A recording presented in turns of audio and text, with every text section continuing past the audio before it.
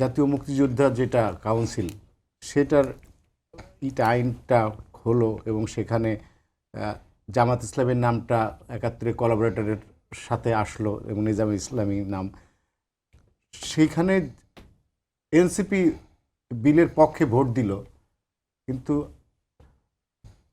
আবার এনসিপি রাজনীতি করতেছে, তাহলে মানে স্বাধীনতার বিপক্ষে শক্তির সাথে, মানে বিষয়টা আমার কাছে একটু কেমন যেন লাগছে আর কি।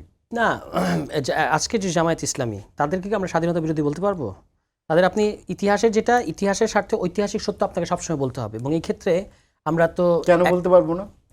আজকের যে জামায়াত ইসলামী যারা করছে তারা কি জামাত ৭১-এর জন্য, তাদের পূর্বসূরিদের জন্য তারা কি সেই দলই তো করছে? হ্যাঁ, এটা নিয়ে তারা অসংখ্যবার বলেছে যে আমাদের যদি কোনো ভুল থাকে, আমাদের যদি কোনো অপরাধ থাকে, তাহলে সেটার জন্য আমরা ক্ষমা চাই, এবং এইটার জন্য আমরা আওয়ামী লীগ যেভাবে রাজনীতি করেছে তাদেরকে নিয়ে সেই স্টাইলে রাজনীতি করতে পারবো না। মানে সেই স্টাইলে রাজনীতি করা তাদেরকে আসলে শক্তিশালী করেছে প্রকারান্তরে।